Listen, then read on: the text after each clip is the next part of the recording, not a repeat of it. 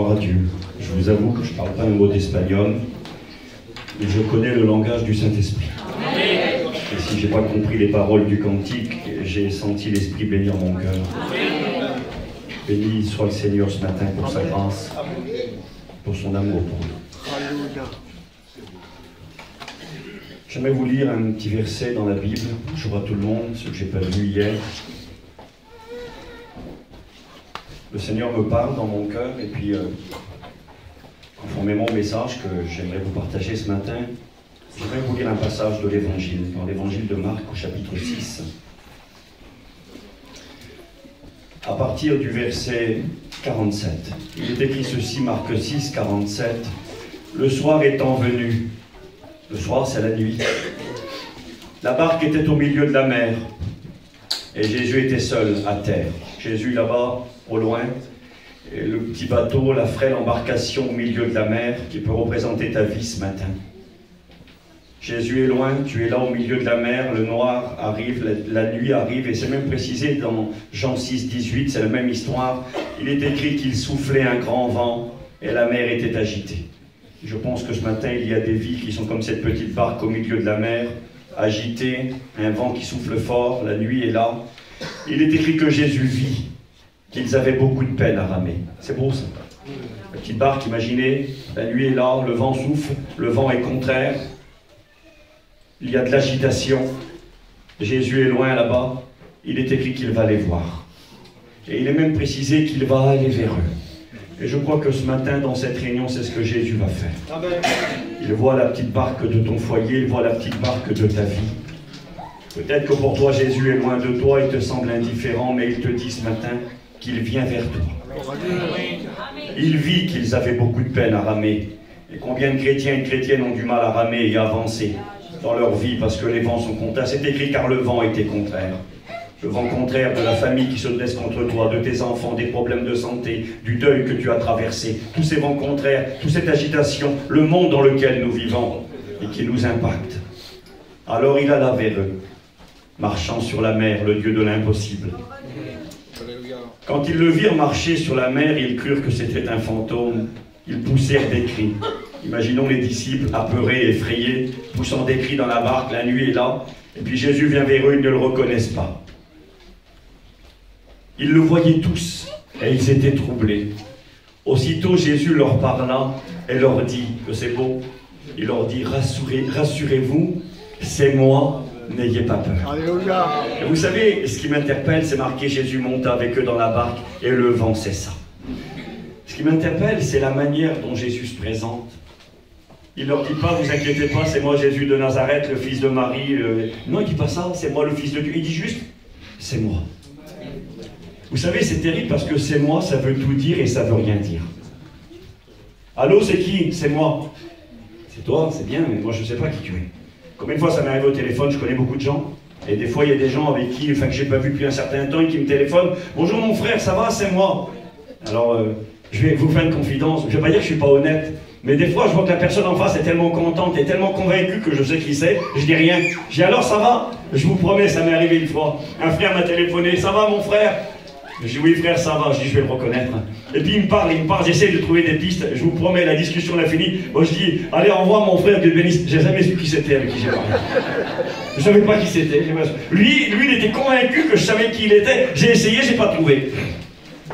Je ne connaissais pas suffisamment sa voix. Maintenant, si ma femme, elle arrive devant un camping, ou si moi, j'arrive chez moi et que je tape à la porte, et qu'elle dit qui c'est, je dis c'est moi. Je n'ai pas besoin de faire un discours. Je dois dire c'est moi Steve, c'est moi ton mari, elle sait qui je suis, elle connaît ma voix. Elle ouvrira la porte immédiatement, la confiance viendra. J'ai écouté ce petit témoignage.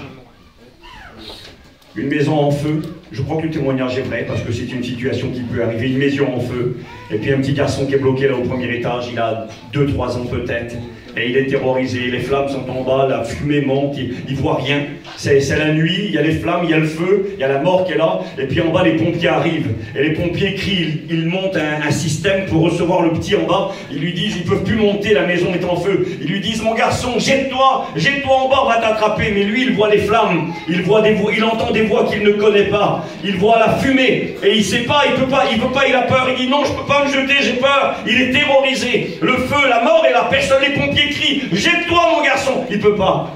Et le témoignage dit que le papa va arriver. Le papa va arriver à côté des pompiers et puis il va dire « Mon fils, c'est moi ». Et le petit garçon écoute la voix de son père, il reconnaît sa voix. « Mon fils, c'est moi, tu peux te jeter, je te promets, on est là en bas ». Le petit garçon, la paix vient dans son cœur. Il se jette à travers les flammes et la fumée. Et ce jour-là, il est sauvé. La voix de son père l'avait rassuré. Et j'aimerais ce matin, à travers ce message, vous puissiez reconnaître la voix de votre Père. Et que vous puissiez être rassurés dans vos craintes, dans vos peurs, dans les vents contraires, dans cette petite barque qui est ballottée au milieu de la mer. Notre vie parfois est ballottée et on ne sait plus où nous en sommes. Jésus, il semble si loin de nous parfois, mais il vient vers nous et il vient vers toi encore ce matin et il te dit, sois rassuré, c'est moi. Béni soit le Seigneur. Ce matin, je voudrais apporter la continuité de ce que nous avons commencé à méditer ensemble hier soir pour ceux qui étaient présents. Et j'aimerais vous parler, nous en avons besoin. Cette voix qui console et qui apaise, qui est capable de te dire, c'est moi, je suis là. N'aie pas peur, même s'il y aurait bien des raisons d'avoir peur. Ne sois pas dans le trouble et le désespoir, même s'il y aurait bien des raisons. Mais quand on écoute la voix du berger que nous connaissons et qu'il nous dit, c'est moi. Je suis là. Alors il y a tout le temps la fumée, il y a tout le temps les flammes, il y a tout le temps la maison en feu. Mais nous savons qu'il est là et que nous pouvons nous jeter par la foi dans ses bras d'amour. Et la paix vient dans nos cœurs. Et Jérémie 29, verset 11 nous dit, je connais les projets que j'ai formés sur vous, dit l'Éternel. Projet de paix et non de malheur. Afin de vous donner un avenir et de l'espérance.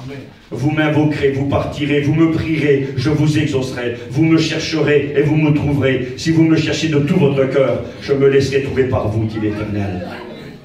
J'ai des projets de paix et non de malheur afin de vous donner un avenir et de l'espérance. Je ne sais pas si vous avez fait attention à qui cette parole est adressée. Cette parole elle est adressée à des personnes qui n'ont plus d'espoir. C'est marqué juste un peu plus haut. Il suffit de lire dans Jérémie, chapitre 29, verset 4. Ainsi parle l'Éternel des armées, le Dieu d'Israël, à tous les captifs que j'ai emmenés de Jérusalem à Babylone. J'ai marqué verset 1er. Voici le contenu de la lettre que Jérémie le prophète envoya de Jérusalem au reste des anciens qui étaient en captivité, aux sacrificateurs, aux prophètes, à tout le peuple que Nebuchadnezzar avait emmené captif de Jérusalem à Babylone.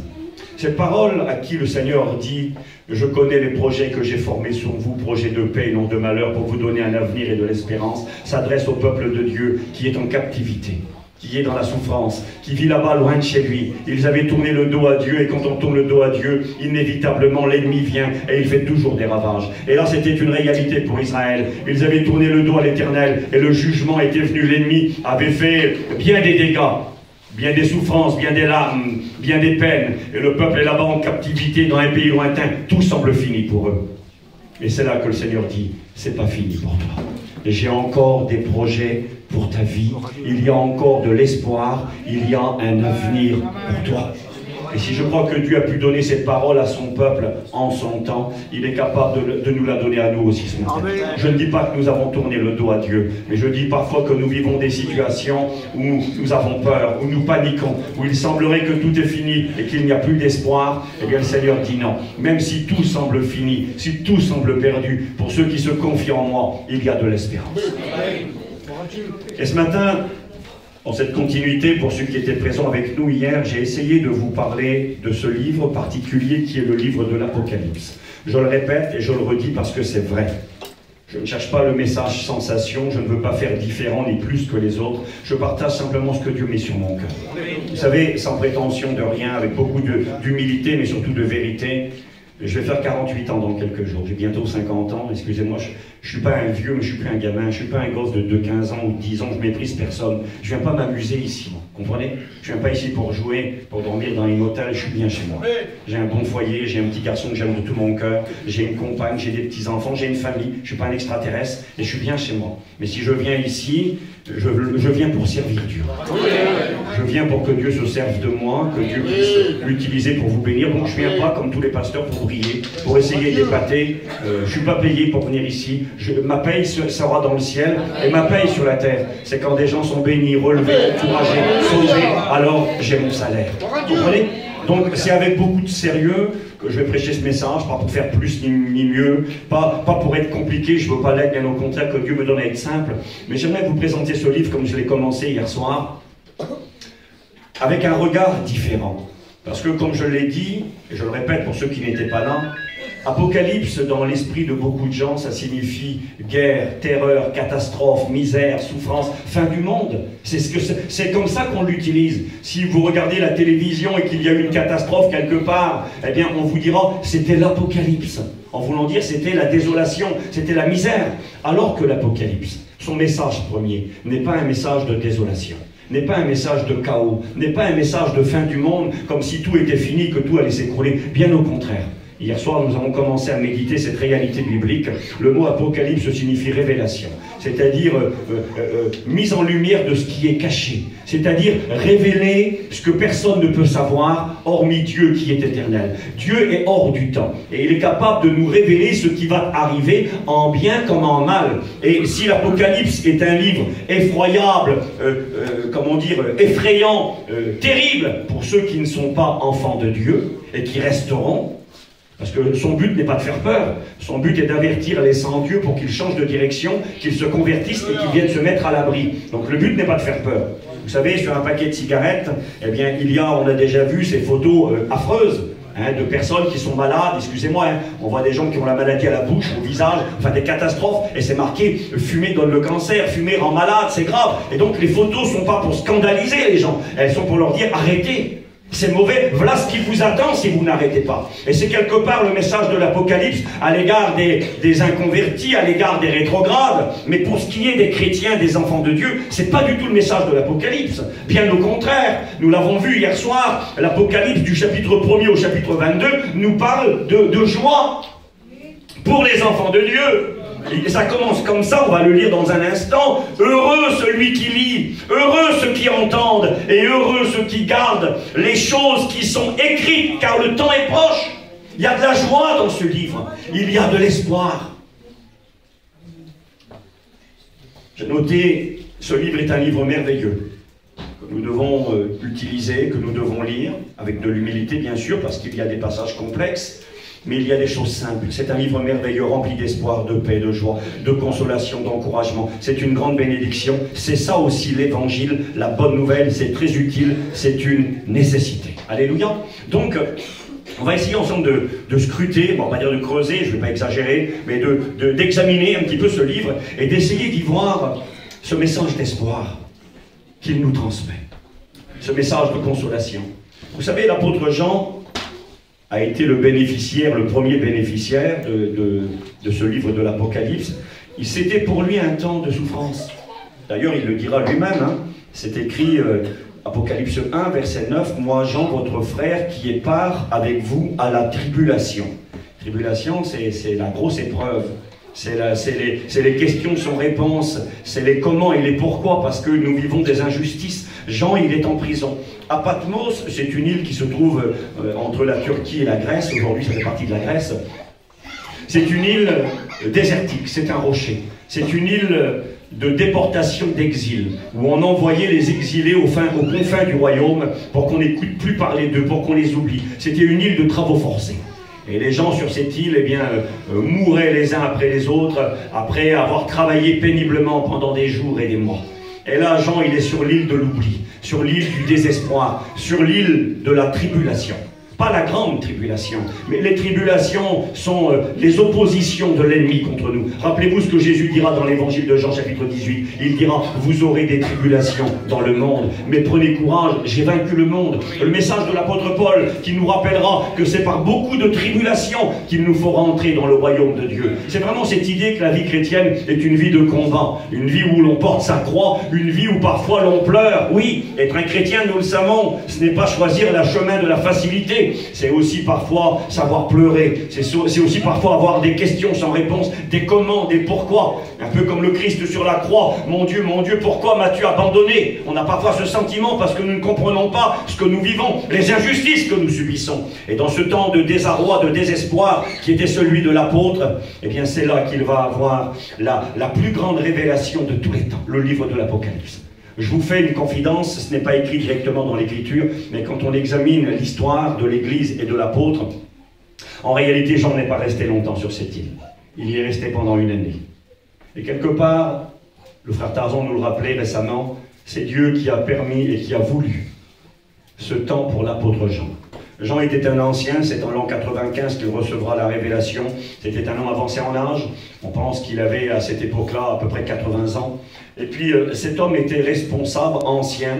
C'est le dernier survivant des apôtres, c'est lui qui le dernier mourira. C'est le seul apôtre qui ne mourra pas exécuté. Tous les apôtres sont morts en martyr pour sceller le témoignage que ce qu'ils avaient dit était la vérité. Vous savez, un homme mourra pour ce qu'il croit être vrai, mais ne mourra jamais pour un mensonge. Les apôtres ont tous été exécutés parce qu'ils ont dit « Jésus est mort à la croix, mais il est ressuscité d'entre les morts. Il est le Fils de Dieu, il est le seul sauveur, celui qui reviendra un jour pour régner sur le monde. » Et c'était leur message. Et ils ont été amenés jusqu'à la mort. Et jusqu'à la mort, ils ont tenu tête. Et c'est en chantant qu'ils sont allés à la mort. Parce qu'ils savaient où ils allaient et ils savaient en qui ils avaient cru. L'apôtre Jean, a eu bien des souffrances et des tribulations. Mais il est le seul qui mourira de vieillesse. Et donc, je vous disais, il fut interné, enfermé sur cette île pendant 1 an. Il y avait un empereur qui était très hostile, je crois que c'était Julien l'Apostat, très hostile au christianisme, aux chrétiens. Il persécutait les chrétiens. Et donc, il a fait mettre l'un des responsables principaux, Jean, qui était responsable de 7 églises. Il exerçait son ministère à cette époque-là en Turquie aujourd'hui, ça s'appelait l'Asie mineure à l'époque biblique.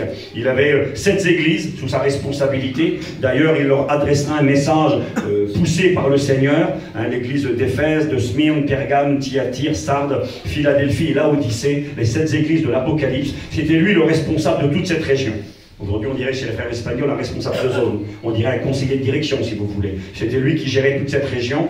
Et puis, je pense qu'il avait beaucoup d'occupations, pas beaucoup de temps pour lui. Et puis, quelque part, Dieu va l'arrêter. Repos forcé, devra en prison interné. Mais Dieu permet cela. Dieu permet, Jean ne mourrait pas dans l'île de déportation, mais dans cette île, il recevra la plus grande révélation de toute sa vie. Vous savez, un jour, j'ai fait un message, je l'ai intitulé « Satan, serviteur de Dieu malgré lui ».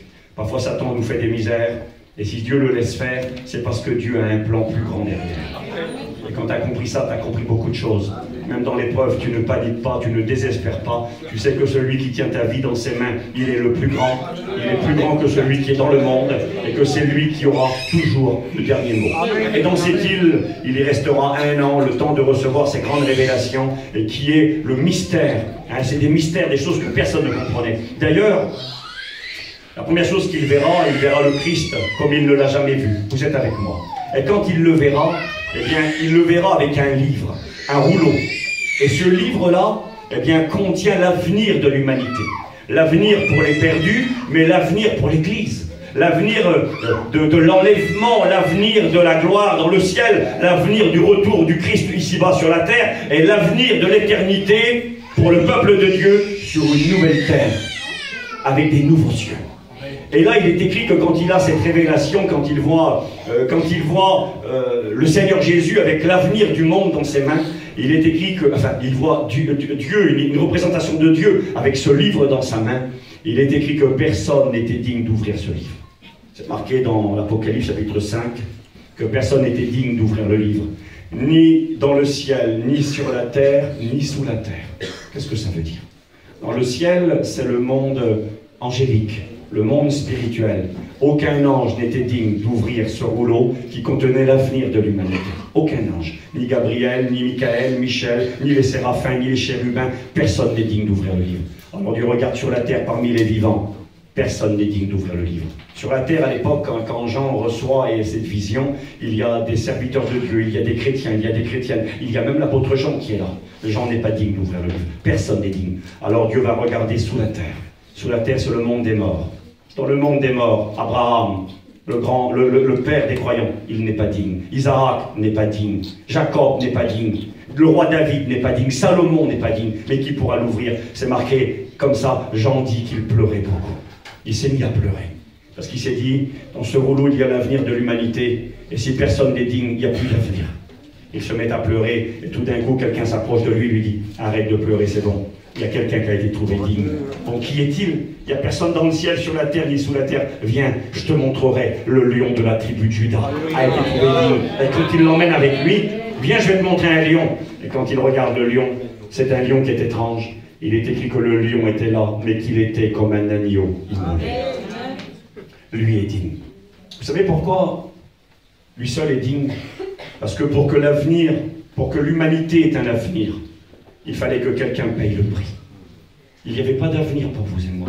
Le seul avenir que nous avions était la condamnation éternelle, était l'enfer, la perdition. Nous méritions le châtiment. Nous avions tourné le dos à Dieu, nous étions des pécheurs, séparés, éloignés. Il n'y avait pas d'espoir, pas d'espérance, il n'y avait aucun avenir possible. Mais lui, l'agneau de Dieu, a accepté de payer pour les coupables. Le châtiment qui nous donne la paix est tombé sur lui. Et par ses meurtrissures, il a guéri non seulement nos corps malades, mais nos cœurs brisés. Il a donné la solution, le remède au péché. Nous étions séparés de Dieu, car le salaire du péché, c'est la mort. Et parce qu'il n'y a pas un juste, pas même un seul, tous sont pécheurs et privés de la gloire de Dieu. Pas d'espoir pour nous. Mais le lion de la tribu de Juda a été immolé comme un agneau. Lui, il est digne. Il arrête de pleurer. Et là, l'agneau va commencer à ouvrir le livre et à apporter ses révélations, bien sûr, d'un jugement qui va s'abattre sur le monde impie, ce qui est la justice de Dieu, mais surtout l'espérance de l'Église.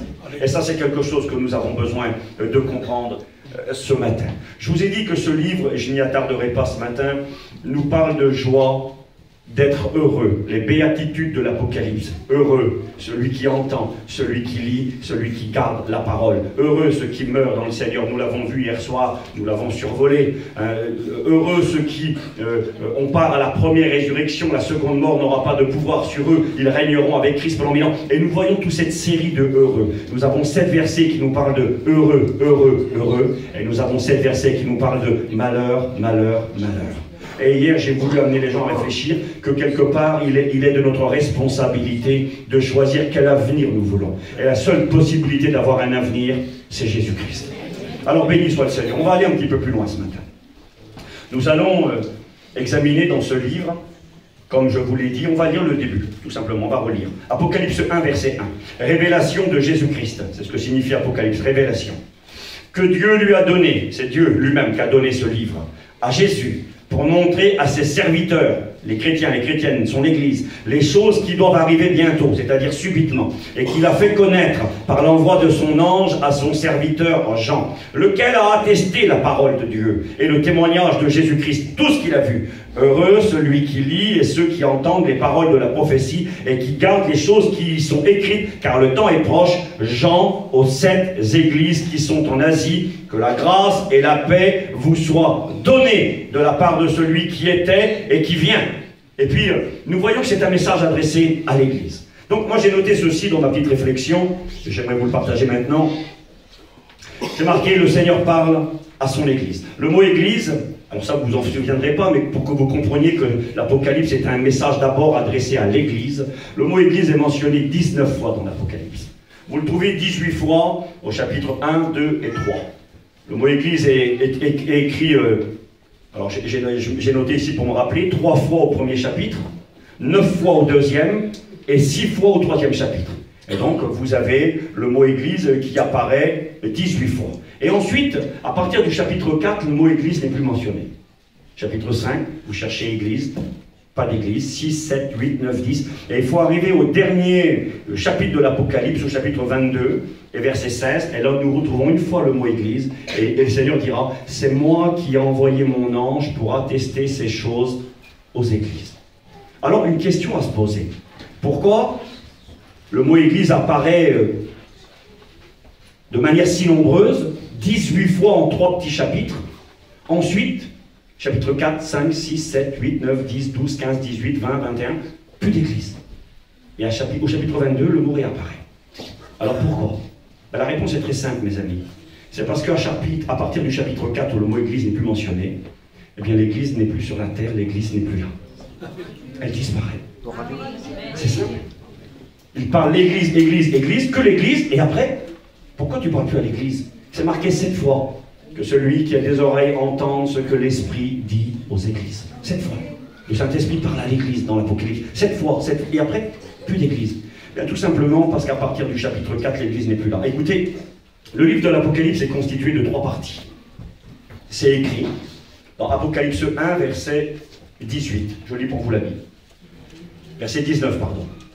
Écris donc les choses que tu as vues. Il venait de voir quelque chose, l'apôtre, et je vais vous en parler maintenant. Écris donc les choses que tu as vues. Donc c'est l'expérience qu'il vient de vivre. Écris celles qui sont, le temps présent, et écris celles qui doivent arriver après elles. Écris ce que tu as vu, les choses qui sont, et celles qui vont arriver après elles. Que Jean avait-il vu? Nous allons le voir maintenant. Il avait vu Jésus glorifié, comme il ne l'avait jamais vu. Jean a été parmi les disciples du Seigneur le plus intime, c'est-à-dire le plus proche. Vous savez, Jésus, il est écrit qu'il choisit 12 apôtres pour les avoir toujours avec lui. Jésus a choisi des hommes dès le début de son ministère jusqu'à sa mort et sa résurrection qui vont avoir un ministère très particulier. Ils sont irremplaçables. On les appelle les apôtres de l'agneau. L'apôtre Paul était un apôtre, mais il n'était pas apôtre de l'agneau. Pas possible. Pour être apôtre de l'agneau, les caractéristiques sont données. L'apôtre Pierre le rappellera dans les Actes au chapitre 1er. Il fallait avoir été avec Jésus depuis le baptême de Jean jusqu'à sa mort et sa résurrection. Paul n'était pas là. Impossible d'être apôtre de l'agneau.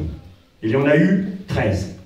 Il y a eu les 12. Judas a laissé sa place. Il a été remplacé par Matthias. Donc, il fallait avoir des particularités. Des gens qui ont été toujours aux côtés du Christ, qui ont vécu avec lui, qui l'ont connu dans son intimité, dans son enseignement, dans ses miracles. Mais nous voyons que parmi le cercle intime des 12, il y en avait 3 qui étaient plus proches. Pierre, Jacques et Jean. Ils vont vivre des expériences que les autres apôtres ne vivront pas. Dans la maison de Jairus, quand la petite jeune fille ressuscitera, nous savons que Jésus a dit « Talita Koumi » parce qu'il y avait là Pierre, Jacques et Jean qui étaient là. Nous savons qu'à la montagne de la transfiguration, le Christ a été glorifié, qu'est apparu Élie et Moïse, et que Dieu a dit « Voici mon fils bien-aimé, en qui j'ai mis tout mon amour, écoutez-le », parce que Pierre, Jacques et Jean étaient là.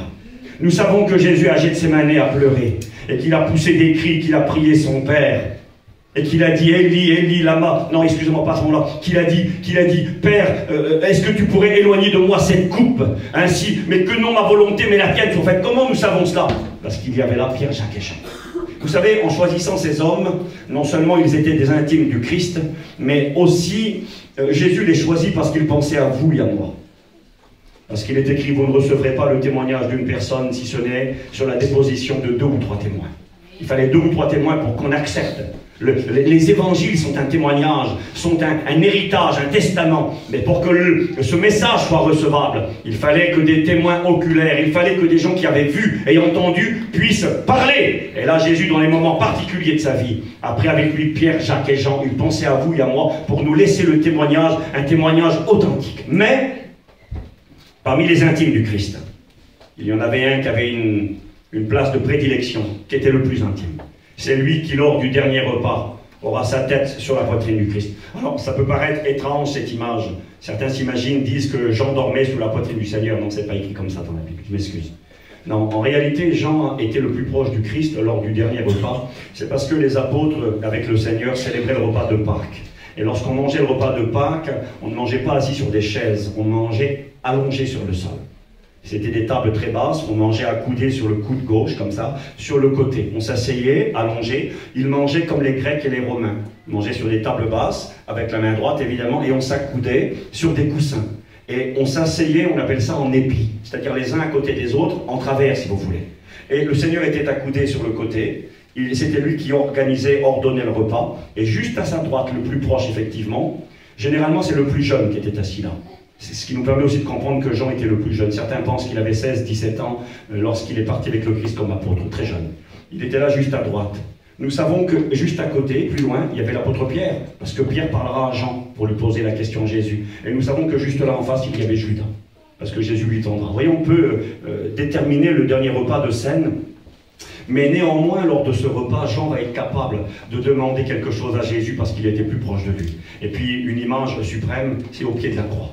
Il est marqué que tous les apôtres sont partis. Ils l'ont tous abandonné. Le seul qui est là, c'est l'apôtre Jean.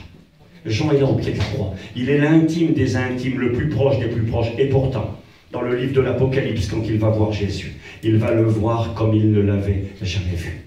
Ce que je vais vous dire là tout de suite, ce n'est pas de la doctrine. Ce n'est pas non plus un sujet de combat et de discussion, c'est juste une déduction biblique. Il semblerait que, Bible en main, Jean avait un lien de famille avec Jésus. Un lien de famille. Juste pour que vous compreniez que quand dans l'Apocalypse il le voit, c'est quelque chose de grandiose, afin que vous réalisiez ce matin qui est le Christ.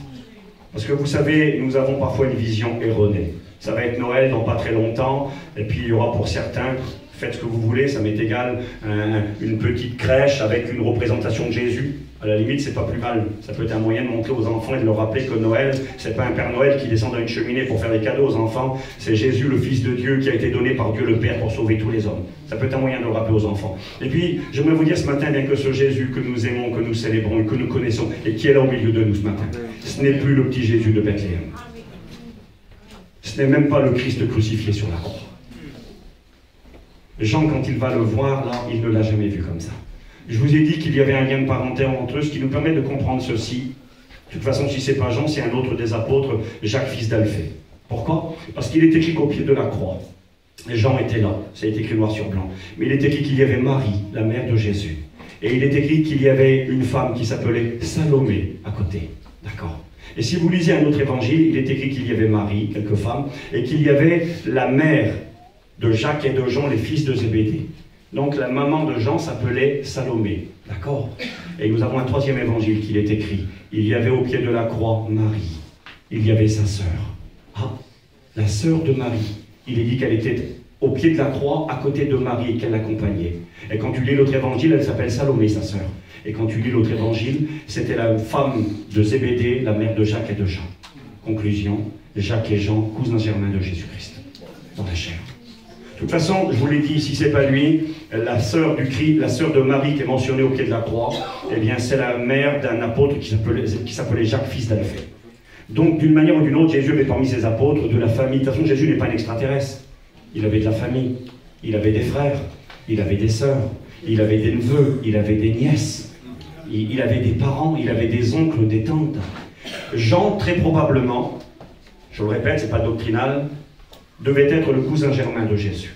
Donc vraiment un lien intime. Hein. Nous avons tous des familles. Moi j'ai des cousins germains qui sont comme mes frères. J'ai un de mes cousins qui je suis très proche, c'est mon frère. On a grandi ensemble, on a été élevés ensemble. Et quelque part, il y avait certainement cette grande affinité avec Jésus et Jean, parce qu'il y avait ce lien qui était fort, qui les unissait. Mais quand dans l'Apocalypse, il le verra. Regardez. Écris ce que tu as vu, le Christ glorifié. Écris ce qui est, le temps présent. C'était le temps de l'Église, Apocalypse 2 et 3. Écris ce qui arrivera après. Apocalypse 4, ça commence comme ça. Après cela. Écris ce qui arrivera après le temps de l'Église. Après cela, je regardais, voici une porte était ouverte, nous allons y revenir dans une seconde. Mais j'aimerais vous parler de cette vision que l'apôtre a du Christ. Je vous ai dit un message adressé à l'Église, le mot Église mentionné, l'Église disparaît après, ok, mais ce Jésus qu'il va voir. Regardez ce que j'ai noté. Alors, je regarde sur mes petites feuilles pour ne pas me perdre. Il est écrit dans 2 Corinthiens chapitre 5 et verset 16 que si nous avons connu le Christ selon la chair, c'est-à-dire en tant qu'homme sur la terre, le bébé de Bethléem, ce Jésus qui marche sur les eaux dans la tempête, ce Jésus crucifié sur la croix, agonisant de douleur, ressemblant à un monstre, semblable à celui dont on détourne le visage. Il est écrit ceci, si nous avons connu le Christ selon la chair, maintenant nous ne le connaissons plus de cette manière, dira l'apôtre Paul. Nous devons prendre conscience. Vous savez, nous citons parfois Hébreux 13:8 et nous avons raison de le faire. Jésus-Christ est le même hier, aujourd'hui et éternellement. Dans sa divinité, dans sa compassion, dans sa puissance, mais pas en tant qu'homme. Ne nous imaginons pas, lorsqu'on vient devant le Christ, que l'on vient devant un homme qui est là, brisé par la douleur, crucifié entre ciel et terre. Bien sûr, on a besoin de se rappeler de cela. Bien sûr que lorsqu'on est un inconverti, qu'on ne connaît pas Dieu, on a besoin par la foi de venir au pied de la croix. Et c'est pourquoi les prédicateurs prêchent le message de la croix. Folie pour ceux qui périssent, mais puissance de Dieu pour le salut de quiconque croit. L'apôtre Paul prêchait le Christ crucifié. Et nous prêchons le Christ crucifié pour montrer aux pécheurs leur culpabilité, pour leur montrer la gravité d'être perdus et pour leur montrer que la solution de Dieu a été que le Christ de l'homme paye pour les coupables. Oui, c'est vrai. Mais le Christ devant lequel nous nous approchons, qui est là au milieu de nous ce matin, n'est plus le Christ crucifié sur une croix. Il est le Christ ressuscité d'entre les morts. Il est le Christ vivant. Il est le Christ tout-puissant. Rappelez-vous quand Jésus est venu sur la terre, un jour il dira aux disciples, il est préférable pour vous que je m'en aille. Parce que Jésus, en tant qu'homme sur la terre, quand il est à Jérusalem, il n'est pas à Nazareth, il n'est pas ici à Avignon, il n'est pas à Marseille, il n'est pas à New York, il est limité dans un corps humain. Jésus s'est dépouillé. C'est marqué noir sur blanc, j'ai noté les versets. Philippiens 2, versets 6 et 7. Jésus, lequel existant en forme de Dieu, n'a pas regardé comme une proie à arracher son égalité avec Dieu. Jésus est l'égal de Dieu, son Père.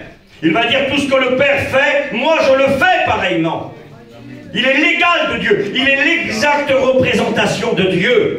Un jour le disciple dira au Seigneur, Seigneur, montre-nous seulement le Père. Comment tu veux voir le Père? Mais celui qui m'a vu a vu le Père. Tout ce que le Père fait, je le fais. Je suis l'égal de mon Père. Jésus est de nature divine, il est divin. Il est Dieu, éternel, de toute éternité. Lequel, existant en forme de Dieu, n'a pas regardé comme une proie à arracher son égalité avec Dieu, mais il s'est dépouillé lui-même. Se rendant serviteur, Jésus sur la terre s'est dépouillé. Qu'est-ce que ça veut dire? Il n'était plus Dieu, il était Dieu. Digne d'être adoré, les mages l'ont adoré, les apôtres l'ont adoré, il accepte l'adoration, il est Dieu. Mais sur la terre, Jésus n'a jamais utilisé ses attributs divins. N'a jamais utilisé. Il a exercé un ministère en tant qu'homme, revêtu par l'Esprit. Jésus, poussé par l'Esprit, va au désert, revêtu du Saint-Esprit, commence son ministère. Il guérissait par la puissance du Saint-Esprit. Il aurait eu le pouvoir de le faire en tant que Dieu, mais il n'a pas utilisé sa divinité. Vous savez pourquoi? Parce que sinon sa victoire n'aurait pas été valable. Ce n'est pas Dieu qui est mort sur la croix, c'est Jésus homme qui est mort sur la croix. Dieu ne peut pas mourir. C'est Jésus homme. Il a vaincu en tant qu'homme, et c'est pourquoi sa victoire est valable, et qu'il nous rend plus que vainqueurs aujourd'hui. Mais on doit comprendre cela. Que Jésus, bien qu'il soit le même hier, aujourd'hui et éternellement, parce qu'il est Dieu, parce qu'il est plein de compassion, parce qu'il est tout-puissant, parce qu'il peut tout. Mais j'aimerais qu'on prenne conscience ce matin. Le frère l'a rappelé au début de la réunion. Si nous tous, moi y compris, nous prendrions en considération ce petit verset-là, Matthieu chapitre 18, verset 19 et verset 20. Jésus dit, « Si deux s'accordent sur la terre pour demander une chose quelconque en mon nom, cela leur sera accordé, car là où deux ou trois sont assemblés en mon nom, c'est quoi la fin du verset? Je suis au milieu d'eux. Non mais sincère, si vous réaliseriez qu'il est là ce matin, vous savez ce que vous feriez, ce que moi je ferais ce que l'apôtre a fait là. C'est plus son cousin qui le voit là, c'est plus son copain, excusez-moi, son ami, celui avec qui il vit, ce n'est plus son maître, son rabbi terrestre. Il va le voir dans sa divinité, dans sa gloire. Il est écrit qu'il va tomber à ses pieds comme mort et qu'il va l'adorer. Si on avait conscience de qui est là au milieu de nous. Je vois des sœurs qui ont des foulards sur la tête. Vous savez, si vous mettez un foulard, ce n'est pas parce que c'est à la mode ou pour faire bien ou parce que c'est la doctrine des gitans vie et lumière. Vous mettez un foulard parce qu'il est écrit dans la parole de Dieu qu'une sœur dans l'église, quand elle prie ou qu'elle prophétise, doit mettre un foulard sur sa tête à cause des anges qui sont présents. Il y a un monde spirituel que vous ne voyez pas ici. Il y a des anges qui sont présents dans la réunion. Et au-delà des anges, il y a le Fils de Dieu qui est là.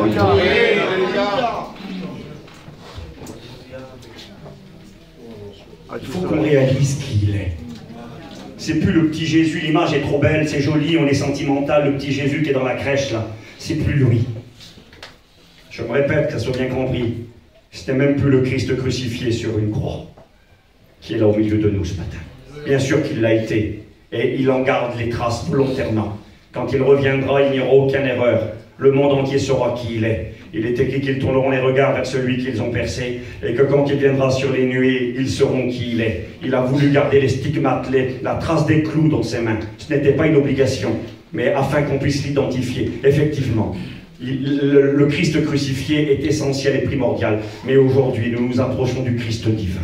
Nous nous approchons de ce Jésus, je vais lire avec vous la Bible, qui est glorifié. Rappelez-vous la prière que Jésus fera à son Père, Jean 17, verset 5. « Père, glorifie-moi de la gloire que j'avais auprès de toi avant que le monde fût. » Il demande à son Père de retrouver sa place. Et c'est ce qu'il est aujourd'hui, assis sur un trône à droite, à la droite du trône de Dieu.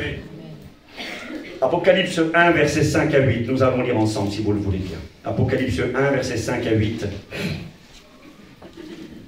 De la part de Jésus-Christ, il se présente, le témoin fidèle, le premier-né d'entre les morts. Je vous l'ai dit hier soir que Jésus était le prototype, le prototokos. Il est le premier à connaître la résurrection anastasis, résurrection pour ne plus jamais mourir, revêtu d'un corps glorieux, glorifié. Il y a eu des résurrections dans la Bible. Je vous l'ai dit, 3 dans l'Ancien Testament, au moins 3 et plus. Tout n'est pas mentionné dans les évangiles. L'apôtre Jean le dira, que s'il fallait mettre par écrit tous les miracle que Jésus a accompli, la terre serait trop petite pour contenir tous les livres qu'on écrirait à son sujet. Une bibliothèque grande comme la terre serait trop petite pour contenir. Vous lisez les évangiles, nous sont relatés 34 miracles que Jésus a accomplis. Jean n'en choisira que 8. Et Jésus a accompli bien plus de miracles que cela. Mais néanmoins, nous avons le témoignage de quelques résurrections physiques, corporelles. Nous avons la fille de Jairus, nous avons Lazare qui ressuscitera. Nous avons donc ces miracles, le fils de la veuve de Naïn. Quand Jésus mourra sur la croix, le corps des saints vont revenir à la vie. Et puis ensuite nous avons l'apôtre Paul et l'apôtre Pierre. Pierre c'est avec Tabitha Dorca, Paul c'est avec Eutychus, des résurrections. Mais ces personnes qui sont ressuscitées sont ressuscitées avec un corps qui était le même d'avant la mort. Plus de maladie certes, mais le même corps, un corps qui vieillit, un corps qui tombera à nouveau malade, et un corps qui un jour mourra, mais le corps du Christ ressuscité. Eh bien, il ne meurt plus, il ne vieillit pas, il ne peut pas tomber malade, il est capable de faire des exploits, il traverse les murs, il s'envole dans le ciel. Et le corps que lui a eu, il est le premier. Il est écrit que Christ est ressuscité comme prémisse, les premiers fruits de la terre. Mais que ceux qui auront cru en Jésus et qui lui appartiennent connaîtront la même résurrection quand lui reviendra. C'est la résurrection, la première résurrection qui est glorieuse. Et là, Jésus se présente. Il est le premier-né d'entre les morts. Il est le prince des rois de la terre, à celui qui nous aime et qui nous a délivrés de nos péchés par son sang, et qui a fait de nous un royaume des sacrificateurs pour Dieu son Père. Voici, il vient. Et là, il est écrit. C'est terrible parce que quand il envoie un message à chacune des églises de l'Apocalypse, eh bien, dans chaque message, il se présente. Et il se présente dans ce qu'il est, en fonction de ce que l'Église a besoin de comprendre. Il dira, juste ici, Apocalypse, chapitre 1er, versets 12 à 18, ça va aller. Je me retournai pour connaître quelle était la voix qui me parlait. L'apôtre Jean va écouter une voix puissante qui lui parle, c'est la voix de Jésus, une voix autoritaire, une voix d'autorité. Et après m'être retourné, je vis 7 chandeliers d'or. Et au milieu des 7 chandeliers, quelqu'un qui ressemblait à un fils d'homme. Écoutez comment il va le voir. Il le voit dans son église. J'ai marqué juste après, les 7 chandeliers que tu as vus, ce sont les 7 églises. 7, je vous l'ai rappelé hier, c'est la perfection et la plénitude. Ce chiffre revient régulièrement dans l'Apocalypse. 7 églises, 7 fois heureux, les 7 promesses, l'agneau qui a 7 cornes, 7 yeux, les 7 chandeliers d'or, les 7 étoiles qui sont les ministères, les 7 esprits de Dieu, les 7 anges, les 7 églises, les 7 sceaux, les 7 coupes, les 7 trompettes. Nous avons cette expression qui revient constamment, le chiffre 7. Parce que dans l'Apocalypse, il y a la plénitude dans la force, la plénitude dans le jugement, la plénitude dans la paix, la plénitude dans l'espoir. Nous avons cette réalité. Et puis là, il est écrit ceci. Il avait dans sa main droite 7 étoiles, et il va le décrire. Au milieu des 7 chandeliers d'or, quelqu'un qui ressemblait à un fils d'homme. Certains ont mal compris cette expression. Quand il est dit que Jésus ressemble à un fils d'homme, certains diront, parce que quand Jésus parlait de lui-même, il disait ceci, le fils de l'homme. C'est marqué dans Luc 19, verset 10, par exemple. Il est écrit, le Fils de l'homme n'est pas venu pour juger le monde, mais pour que le monde soit sauvé par lui. Hein, il est venu chercher et sauver ceux qui étaient perdus. C'est ça qui est écrit. Donc, le Fils de l'homme. Certains ont dit, oui, il parle de lui en tant qu'homme. En réalité, frères et sœurs, quand Jésus utilise cette expression, c'est pas pour dire que c'est un être humain. Ça peut peut-être vous choquer, mais c'est pas pour ça. Quand Jésus utilise cette expression, le Fils de l'homme, c'était afin, et les Juifs le comprenaient très bien, de prouver qu'il était le Christ, le Messie promis. Pourquoi? Parce que Daniel, le prophète, dans son livre, va prophétiser au chapitre 7.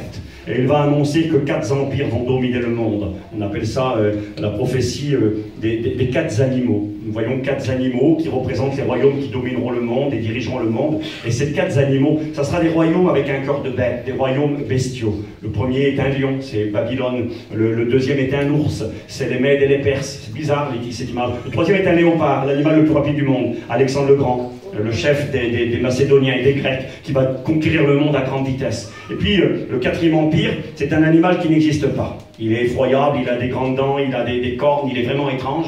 Et nous voyons que juste après ces 4 empires, il représente l'Empire romain, nous voyons qu'après ces 4 empires qui vont dominer le monde, un empire arrivera. Et je vis une pierre qui tombait du ciel, ça c'est dans Daniel 2, et dans Daniel 7, il voit quelqu'un qui est semblable à un fils de l'homme, qui vient sur les nuées. Mais qui est ce fils de l'homme? Il dit de lui qu'il régnera sur le monde, que son royaume ne passera à personne et qu'il délivrera le peuple d'Israël.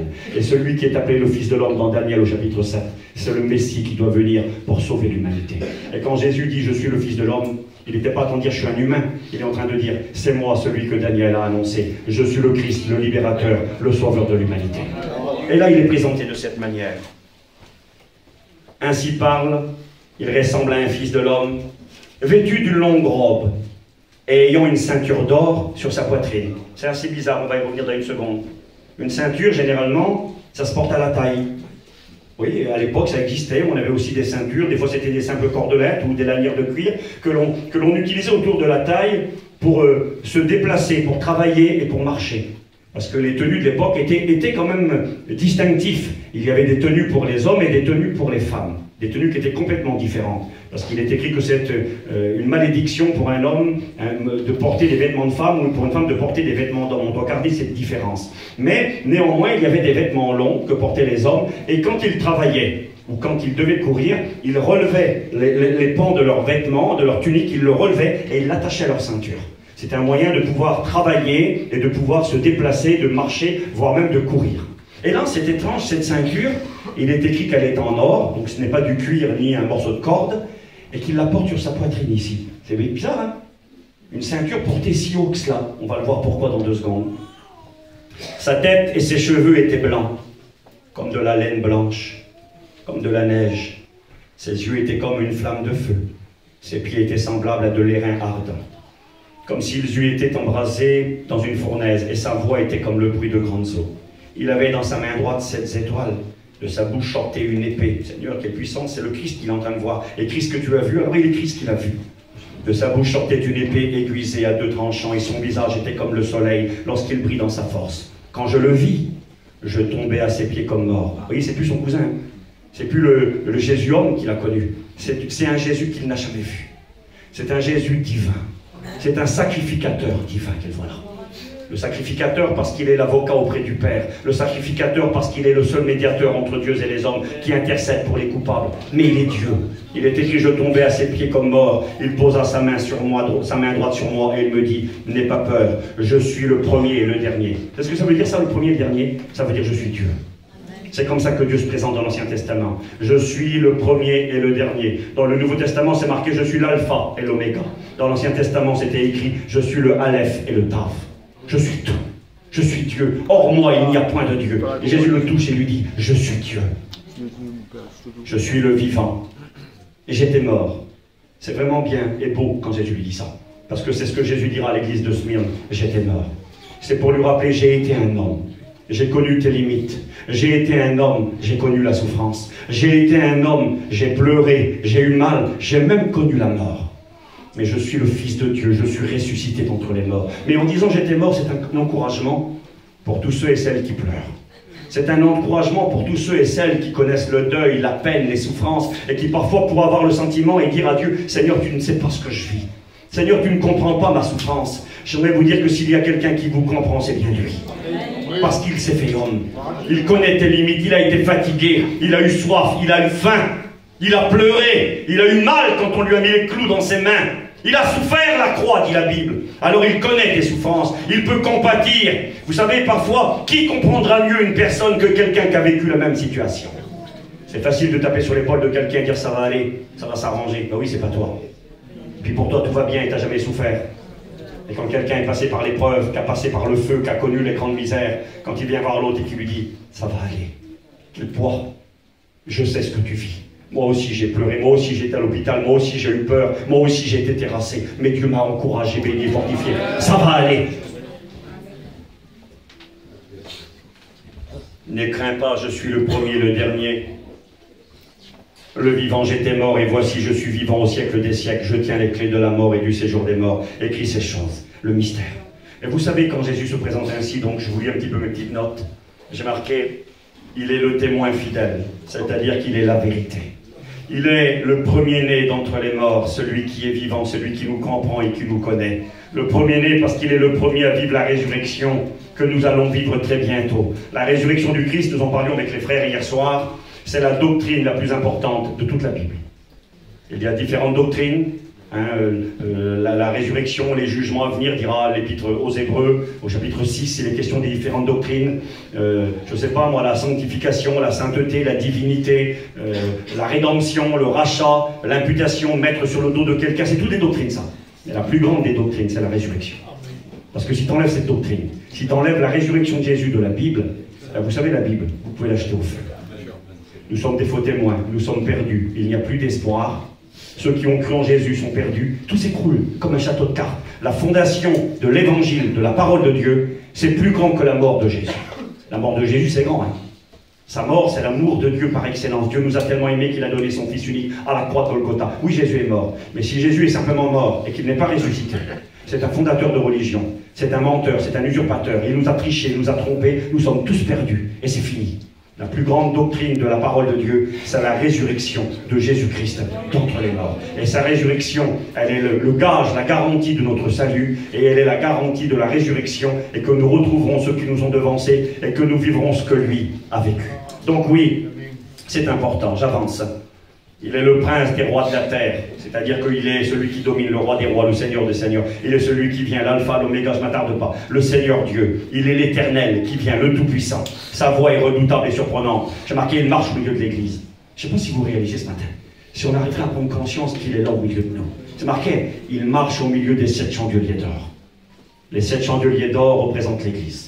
Je t'écris noir sur blanc, je l'ai marqué ici, écrit à l'ange de l'église d'Éphèse, voici ce que dit celui qui tient les 7 étoiles dans sa main droite, celui qui marche au milieu des 7 chandeliers d'or. Et il dira, le mystère des 7 étoiles que tu as vu dans ma main droite et des 7 chandeliers. Les 7 étoiles sont les anges des églises, les serviteurs de Dieu qui apportent le message, et les 7 chandeliers sont les 7 églises.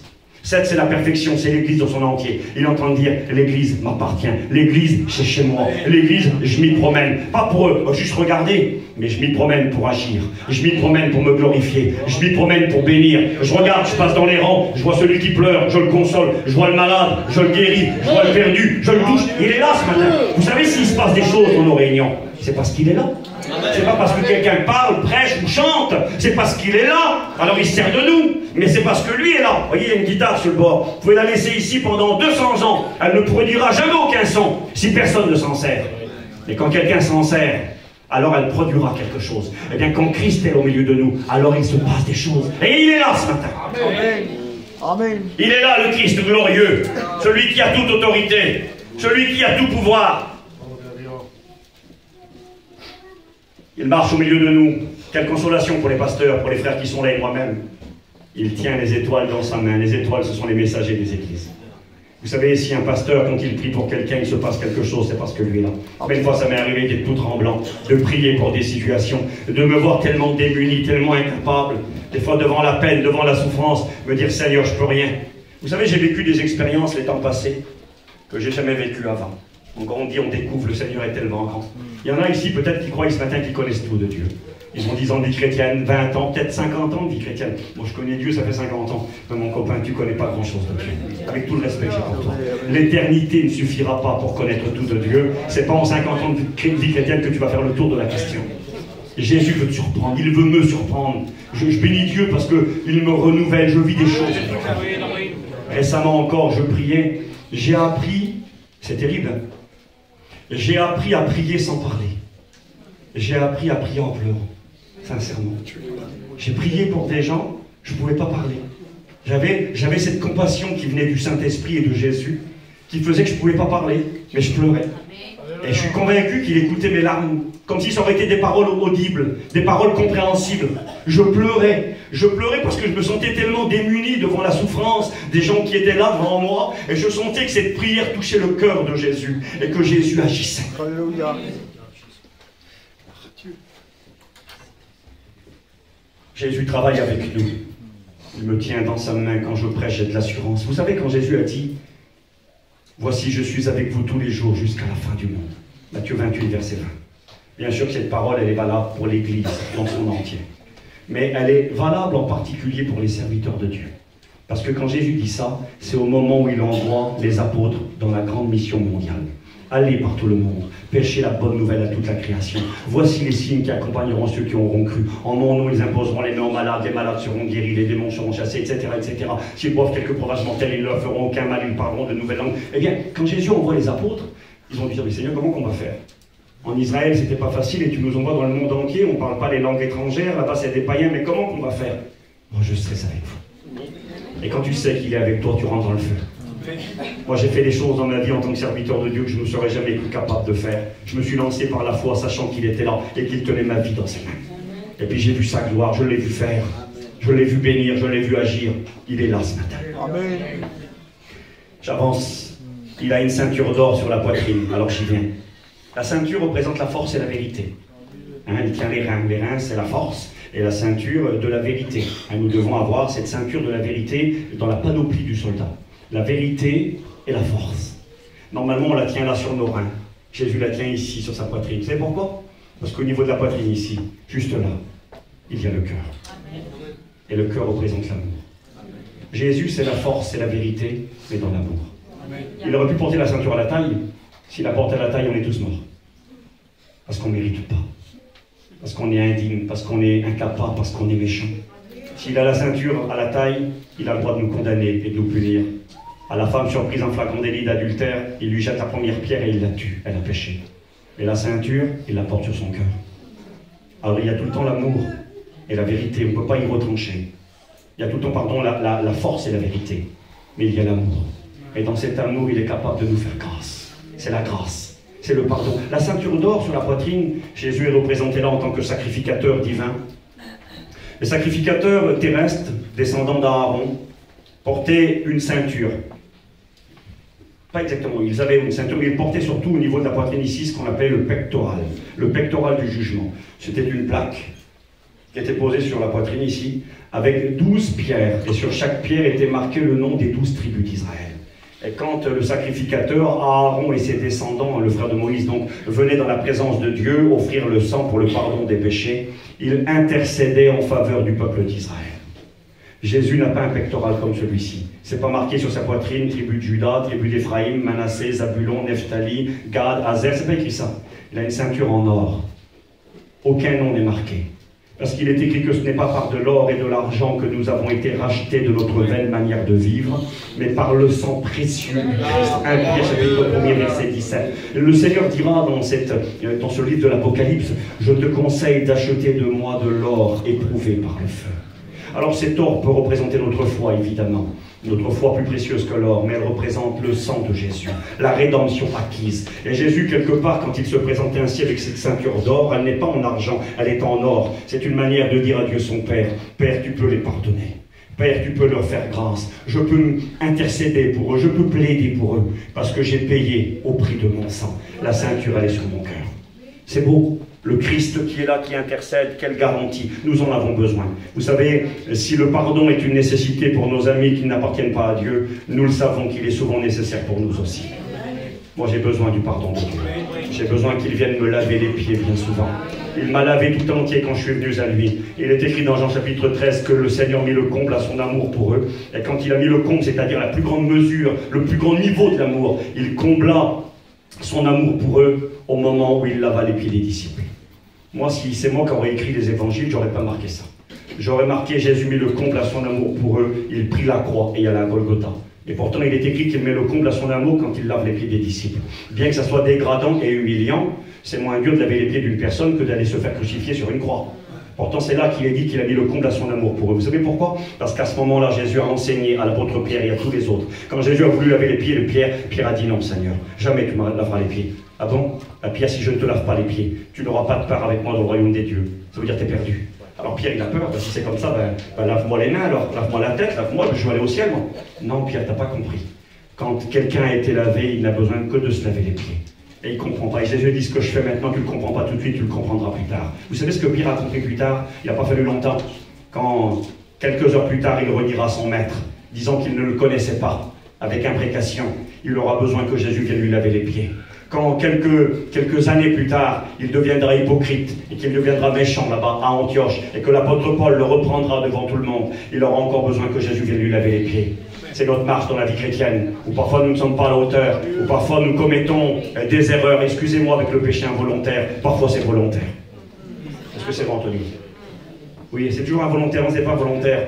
Il faut arrêter, vous savez, il faut être honnête, de dire « Seigneur, si j'ai péché, je te demande pardon. » Des fois, on sait ce qu'on a fait. En disant ça, on est en train de mettre une deuxième couche sur la culpabilité. Tu sais ce que tu as fait. Tu sais si tu as mal parlé, si tu as mal agi, si tu as convoité, si tu as été méchant. Si tu as péché, tu le sais. Il faut appeler un chat, il faut être honnête. Un chrétien n'est pas un pécheur parmi les pécheurs. C'est marqué que celui qui est né de Dieu ne pêche pas. Mais en même temps, l'apôtre Jean dira, quelqu'un qui dit qu'il ne pêche jamais, c'est un menteur. Alors, comment je vais faire, moi? Si je pêche, je ne suis pas né de Dieu, et si je dis que je ne pêche pas, je suis un menteur. Mais non, un chrétien, ce n'est pas un pécheur parmi les pécheurs. Excusez-moi, je ne suis pas un cochon, moi j'aime pas la boue. Un cochon dans la boue, il danse, il se régale. Mettez un agneau dans la boue, il pleure. Nous sommes des agneaux aujourd'hui. Nous sommes le troupeau de Jésus-Christ. Et on n'aime pas la boue. C'est une anomalie quand on dit d'un chrétien, qui c'est qui t'a dit ça? C'est lui. Ah bah tu sais si c'est lui, hein. Comme si c'est normal qu'il ment. Mais non, c'est pas normal. Un chrétien, c'est pas un menteur. Un chrétien, c'est pas un voleur. Un chrétien, c'est pas quelqu'un qui vit dans le péché. Mais malheureusement, un chrétien parfois peut toucher au péché. C'est vrai. Je vous donne pas une carte blanche. Je vous dis pas allez-y, on ne doit pas y aller. Mais quand on y va, malheureusement, merci mon frère. Si malheureusement nous avons mal agi, et peut-être que ce matin quelqu'un vous en écoute cette parole, et que ton cœur te condamne, eh bien sache que Jésus est plus grand que ton cœur. Et si Satan, l'accusateur de nos frères, t'accuse, il était capable d'accuser le souverain sacrificateur, Josué, il est capable de t'accuser ce matin. Eh bien le sang de Jésus, qui que tu sois et quoi que tu aies fait, est capable de te laver, de te purifier. Il est fidèle. Il est ce grand sacrificateur qui intercède pour nous avec la ceinture d'or sur sa poitrine. J'ai noté ceci, sa tête et ses cheveux sont blancs parce qu'il est le saint des saints, il est pur, il est propre. Il est l'ancien des jours, celui qui règne depuis l'éternité. Ses yeux sont enflammés, sondant tout et éprouvant tout. Une manière de dire, vous ne pouvez pas tricher. Vous savez, le Seigneur se présente comme ça aux églises. Hein. Il dira à l'église de Smyrne, voici ce que dit le premier et le dernier, c'est-à-dire voici ce que dit Dieu, mais celui qui était mort et qui est revenu à la vie. C'est l'église qui souffre. Il dira à l'autre église après, voici ce que dit celui qui tient l'épée aiguisée à deux tranchants, celui qui sépare, celui qui dit la vérité. L'église de Pergame, Pergame signifie mariage. C'est l'église qui s'est mariée avec le monde. C'est l'église du compromis. C'est le moment où l'église, eh bien, où l'empereur Constantin s'est soi-disant converti au christianisme et où l'église s'est mariée avec le paganisme et a laissé rentrer plein de compromis. Hein, les fausses doctrines, c'est écrit, doctrine des Nicolaïtes, c'est-à-dire on fait tout ce que l'on veut, tout est permis. La doctrine de Balaam, c'est le mariage avec le monde. Eh bien, il dit, moi je sépare. On ne se marie pas avec le monde. Il y a une différence entre l'église et le monde. Il dira à l'église de Thyatire, c'est l'église des sacrifices perpétuels qui représente, je m'excuse, mais l'église catholique dans la doctrine de la transubstantiation, c'est un mot compliqué. L'église catholique enseigne que quand le curé fait la prière pour le bout d'hostie, le bout de farine mélangé d'eau, eh bien qu'il y a le pouvoir de transformer ce morceau de pain-là dans la personne de Jésus lui-même. Et ils disent que quand il casse l'hostie, il fait un nouveau sacrifice. C'est une hérésie, c'est un mensonge. Le bout de pain, c'est pas Jésus. Ce matin, on va prendre la Sainte Seine. Le bout de pain, c'est pas Jésus. C'est une représentation, comme une photo. Hein, j'ai des photos dans ma Bible, là, chez mon petit garçon, là. C'est pas mon petit, ça, c'est une photo de mon petit. Mon petit, c'est juste une représentation. La Sainte Seine, c'est une représentation. Ce n'est pas le Seigneur réellement. Bien sûr, ça procure une bénédiction quand on le prend avec discernement, quand on se rappelle ce que Christ a accompli pour nous. Mais maintenant, le bout de pain demeurera un bout de pain. S'il reste du pain à la fin, on peut le jeter aux oiseaux, les oiseaux le mangeront. C'est pas Jésus. C'est une doctrine hérétique. Et ce qui attire représente cela. Et le Seigneur lui dit, voici ce que dit le Fils de Dieu, celui qui a les yeux comme une flamme de feu et dont les pieds sont semblables à de l'airain ardent. Il entend dire, je sais tout, tu ne vas pas me tricher. Et ce matin, n'essayons pas de tricher. Vous savez, l'une des grandes qualités que possède un enfant de Dieu, c'est l'honnêteté et la vérité. Amen. Ce que je veux, ce que tu veux, dira David, ce que tu veux, c'est que la vérité soit au fond de mon cœur. Nous devons être des hommes vrais et des femmes vraies. Donc j'essaie d'avancer, j'ai tellement de choses à vous dire. Il est celui qui sait tout, celui qui te connaît, celui qui vient comme un juge et qui demandera des comptes à ceux qui se moquent de lui. Il a une voix comme les grandes eaux parce qu'il a autorité et puissance sur toute chose. Jamais homme n'a parlé comme lui. Une épée sort de sa bouche qui est la parole de Dieu. Son visage est brillant comme le soleil. J'ai marqué, il est le Dieu tout-puissant. Il est le Dieu qui est présent. Il est le Dieu qui est partout. Il est le Dieu qui est plein d'amour. Et quand Jean le voit comme ça, il ne l'a jamais vu ainsi. Il tombe à ses pieds et il l'adore. Et vous savez, dans nos réunions, le Seigneur cherche quelqu'un. Il est écrit que Dieu cherche les vrais adorateurs, qui sont capables d'adorer le Père en esprit et en vérité. Et je crois que ce matin, si on prend conscience de qui il est, je le répète, ce n'est plus le petit Jésus de Bethléem, ce n'est même plus le Christ crucifié sur une croix, c'est le Christ glorieux, tout-puissant, qui est divin, digne d'être adoré, qui est saint, et qui voudrait remplir ce lieu ce matin, qui voudrait qu'on réalise sa grandeur et sa puissance. Je regarde l'heure, je ne pourrai pas aller au bout de mon message, c'est pas grave, et je vais avancer un tout petit peu avec vous. Que Dieu soit béni. Je voulais vous rappeler, je dois faire un survol, je m'excuse, la grandeur de ce Jésus, que le Saint-Esprit nous y aide à en prendre conscience. Quand tu es malade, tu ne viens pas devant monsieur le docteur, tu ne viens pas devant le professeur qui est là-bas à l'hôpital de Paris, tu viens devant le Dieu Tout-Puissant. Si tu es malade ce matin, réalise qui c'est qui est là. Si tu es captif, réalise qui c'est qui est là. Si tu es coupable, réalise que le plus grand des avocats, le grand sacrificateur Jésus, est là ce matin, au milieu de tout. Que Dieu soit béni et que Dieu soit glorifié. Il va adresser des messages aux églises. Et c'est particulier parce qu'en réalité, il y a une manière de faire qui est la même aux 7 églises. À chaque fois, Jésus se présente. Il se présente de manière différente en fonction du besoin de l'église. Ensuite, il fait un constat, un état des lieux. Il dit ce qui va et ce qui ne va pas.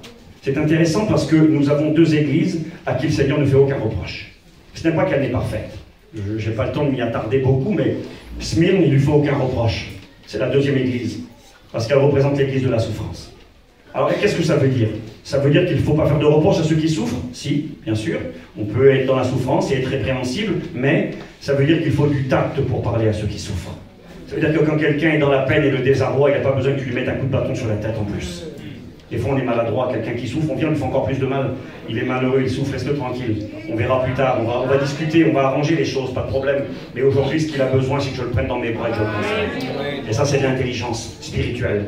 Jésus nous enseigne. À Smyrne, elle souffre tellement, elle est tout le temps dans la peine, que Jésus ne lui fait aucun reproche. Ce qu'elle a besoin, c'est d'être consolée premièrement, et ensuite on verra. La 2e église à qui le Seigneur ne fait aucun reproche, c'est l'église de Philadelphie.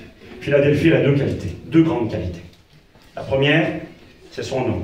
Philadelphie, c'est une composition de 2 mots. Philéo, aimer, adelphos, frère. C'est l'église où on aime ses frères, où on aime ses sœurs. Et vous savez, une église où il y a de l'amour fraternel, eh bien, il n'y aura pas beaucoup de reproches à lui faire. Parce que l'amour supporte tout. Parce que l'amour ne supporte pas le mal. Parce que l'amour pardonne tout. Quand il y a de l'amour dans l'église, ça ne veut pas dire que c'est parfait, mais quand il y a de l'amour, on s'encourage, on a de la compassion, de la compréhension, on ne tape pas sur la tête de l'autre, on essaie de le prendre par la main quand il tombe et on le relève. Philadelphie, c'est l'église de l'amour fraternel, et c'est l'église qui a cette grande qualité, l'autorité dans cette église. Ce n'est pas le pasteur, je m'excuse pour les pasteurs, ce n'est pas ce que pense un tel ou ce que dit un tel, l'autorité dans l'église, c'est la parole de Dieu. Et que Dieu fasse qu'il en soit toujours ainsi dans nos églises. Il est écrit. Le Seigneur dira, Apocalypse 3, verset 10, à Philadelphie, parce que tu as gardé la parole de la persévérance en moi, moi je te garderai en dehors de l'épreuve qui va bientôt s'abattre sur le monde, voici je viens bientôt. Tu as gardé ma parole. Une église qui garde la parole, où il y a de l'amour fraternel, eh bien c'est 2 éléments qui nous amèneront très très loin. Elle est comme ça, Philadelphie. Aucun reproche à lui faire. Nous avons 2 églises qui n'ont aucune qualité. Sardes et Laodicée. Sardes, c'est une église constituée quasiment que d'hommes et de femmes religieuses qui n'ont qu'un nom. Ils vont à l'église le dimanche, ils sont baptisés, ils prennent la Sainte Seine, mais c'est tout. Sortis des 4 murs, il n'y a plus rien du tout. Sortis des 4 murs, il n'y a plus aucune vie avec Dieu. Tu passes pour être vivant Sardes, mais tu es morte. Seigneur, quelle parole terrible. Seigneur, quand il parle à Sardes, il lui dit, écoute, je te connais, moi, tu ne peux pas me tricher. Tu es devenu religieux ou religieuse. Et vous savez, en réalité, je n'ai pas le temps de m'y attarder, évidemment, mais à travers les 7 églises de l'Apocalypse, nous avons 7 églises qui ont existé, qui étaient en Turquie, qui ont été en Turquie, qui était l'Asie mineure de l'époque, qui aujourd'hui n'existent plus. Si vous allez, moi j'y suis allé, j'ai eu la grâce d'aller en Turquie, je suis allé là-bas à Laodicée, je suis allé à Smyrne, dans différents endroits. Eh bien, aujourd'hui, il n'y a plus que des ruines, que des souvenirs. Des bâtiments en ruine, des vieilles églises en ruine, il n'y a plus rien. Parce que malheureusement, l'Église n'a pas su veiller. Le Seigneur dira d'ailleurs à l'Église, si tu ne veilles pas, j'enlèverai ton chandelier. Un chandelier, il a la fonction d'éclairer ceux qui sont dans les ténèbres, d'apporter la lumière. Quand l'Église n'assume plus sa fonction. Et pour éclairer, le chandelier a besoin d'huile. Quand il n'y a plus la vie de l'esprit, et que l'Église ne produit plus de lumière, le Seigneur enlève le chandelier, c'est les ténèbres qui viennent. Aujourd'hui, vous allez là-bas dans ces pays-là, le christianisme n'existe quasiment plus. C'est devenu un pays musulman, il y a des mosquées partout, l'évangile n'a plus sa place. Parce que malheureusement, ils n'ont pas su veiller. C'est une grande mise en garde pour vous et moi. Ne soyons pas des religieux, des hommes et des femmes d'apparence, comme Sardes. Ça peut exister. Eh bien, même à Sardes, le Seigneur ne la tue pas. Vous savez, on ne tue personne. Il se présente à l'église, il fait un constat, il dit ses qualités si elle en a, il dit ses défauts, il la conseille, toujours. Et il lui fait une promesse. Et nous devons conseiller. On va se retrouver dans les 7 églises. Soit on sera à Sardes, soit on sera à Philadelphie, soit on sera à Laodicée, on va se retrouver. Et en réalité, ces 7 églises représentent la grande histoire de l'église dans son entier. Je n'ai pas le temps de le faire ce matin aussi. Je pourrais vous montrer comment l'église d'Éphèse représente la première église là-bas à Jérusalem. Comment l'église de Smyrne représente les premières persécutions à partir du chapitre 8 dans les Actes des Apôtres, quand l'église sera persécutée et qu'on mettra les diacres en place, 7 et 8. C'est les premières persécutions. Et puis quand on continue un peu plus loin, l'église va se marier avec le monde, 4e siècle avec Constantin. Ensuite l'église catholique qui viendra Thyatire, les sacrifices sans fin, avec des doctrines erronées et mensongères. Ensuite l'église de Sardes, l'église est quasiment morte, c'est le Moyen-Âge. Oui, j'ai pas le temps de m'y attarder. Ensuite, si tu arrives plus loin, l'église de Philadelphie, c'est les réveils spirituels du 19e siècle. Quand ont commencé les grands réveils spirituels, c'est aussi Martin Luther qui va se séparer de l'église catholique et faire un retour à la parole de Dieu. Les grands réveils qui allaient arriver dans l'histoire de l'église. Et la dernière église, c'est Laodicée. Laodicée, c'est la grande mise en garde pour vous et moi. C'est l'église des temps de la fin. Elle n'a aucune qualité. Laodicée, c'est un mot qui signifie Laos, signifie le peuple. Et Dicée veut dire dirige et commande. C'est plus la parole qui fait autorité. Ce n'est plus Dieu qui commande. Dans l'église de Laodicée, c'est le peuple qui commande. C'est les chrétiens qui font ce qu'ils veulent. Dieu dit, oh mais écoute, vous savez, il n'y a rien de nouveau sous le soleil. L'attaque du diable contre Adam et Ève, c'est la même attaque contre vous et moi aujourd'hui. Dieu a-t-il réellement dit? Satan dira à Adam et à Ève en particulier, et ensuite Adam suivra, mais il dira à Ève, il dira, le jour où tu mangeras de ce fruit, tu seras comme Dieu, tu auras le pouvoir de choisir le bien et le mal, c'est toi qui décideras. Et nous vivons aujourd'hui un temps où l'Église veut décider. Quand tu dis des fois à un chrétien, les pasteurs sont là, mes frères, pour me confirmer, c'est très dur de te donner un conseil, et encore bien plus dur de reprendre un chrétien. Quand tu viens trouver un chrétien et que tu dis, mon frère, c'est pas bien ce que tu fais. C'est pas bien parce que, conformément à la parole, normalement, il te répond en disant, qu'est-ce que t'as? Et puis toi, tu t'es vu? Et puis ta femme, et puis tes enfants, et puis ton cousin, et puis ta belle-sœur, puis il salit tout le monde, et puis l'autre, là-bas dans l'église. Pourquoi tu me parles de tout le monde? Laisse-les tranquille. Je suis mieux de donner un petit conseil dans l'amour de Dieu. Ça va pas. Oui, ben moi, je fais quand même. Tu sais, moi, je suis un espagnol, moi, je suis un catalan, moi, je suis un manouche, moi, je suis un voyageur. Excusez-moi, moi, je suis un chrétien. T'es un voyageur, t'es un manouche, t'es un espagnol, t'es un gitan, je vous respecte, respectons ce que nous sommes, mais d'abord c'est la parole qui parle. Si mes mœurs, mes coutumes vont à l'encontre de la parole, eh ben, mes mœurs et mes coutumes, je m'excuse, je les jette à la poubelle. Je suis un chrétien d'abord. Après je suis un espagnol, après je suis un gitan, après je suis un manouche, après je suis ce que vous voulez, je suis d'abord un chrétien. Et là, Odyssée, c'est le peuple qui veut commenter. Ils n'ont qu'une qualité. C'est l'église de l'illusion. C'est l'église qui croit quelque chose qui est faux. Ils ont des cantiques, ils ont une salle, ils ont un beau local, tout marche bien, il y a un pasteur, il y a un programme. Jésus n'y est même pas. Je me tiens à la porte et je frappe, ça veut dire je suis dehors. Tu dis, je suis riche, je me suis enrichi, je n'ai besoin de rien. Elle est contente, terrible. Ça va, on a des bonnes réunions, hein. Il y a plein de monde à la réunion. On a fait des baptêmes, on a des bons cantiques, un bon programme. Le Seigneur, il dit, mais tu ne sais pas que tu es pauvre, misérable, aveugle et nu. C'est-à-dire, toi, tu ne sais pas. C'est l'église de l'illusion. Et on a besoin de faire attention. Je ne suis pas en train de vous dire que tous les chrétiens du monde entier vont devenir comme ça. Je suis en train de vous dire que c'est la menace qui pèse sur les chrétiens du monde entier. Et que si on n'est pas vigilant, on deviendra Laodicée. Et là, quelque part, vous voyez, l'Apocalypse est un message pour l'Église, donc je ne peux pas m'y attarder, je n'ai pas le temps. Hein, je cours avec vous. J'ai marqué, dans ce livre-là de l'Apocalypse, le Seigneur parle à son Église. Il lui donne des conseils. Il lui parle, il lui donne le constat de ce qu'elle est. Hein, il lui dira, je te connais. Moi, je bénis Dieu ce matin. Parce que Jésus, il est là.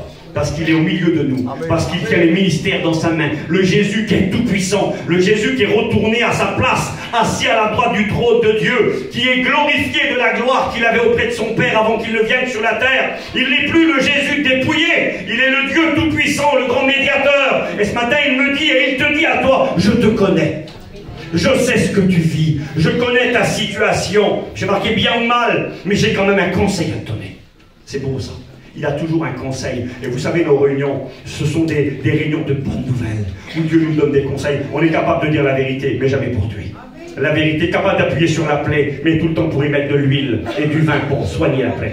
Si j'appuie sur la plaie et que je fais rien derrière, il ne faut pas que j'appuie. J'ai fait du mal pour rien du tout. Ce matin, il est là, il nous conseille. Il nous dit, je suis vivant, bien que j'étais mort. Je veux t'aider, je suis avec toi, je suis avec mes serviteurs, j'ai des promesses pour toi. Et à cette église, je finirai par ça ce matin. J'aurais aimé aller plus loin, mais on va finir par ça. À cette église, le Seigneur lui promet que si elle accepte de combattre le bon combat, si elle accepte de serrer les dents et de continuer, il lui promet que ce ne sera pas en vain, mais qu'il y a des promesses et qu'il y a des grâces qu'obtiendront ceux et celles qui auront combattu le bon combat et qui vont vaincre. Vous savez, il y a cette expression qui revient 7 fois aussi dans les promesses faites aux églises. Le Seigneur dira à celui qui vaincra, à celui qui vaincra.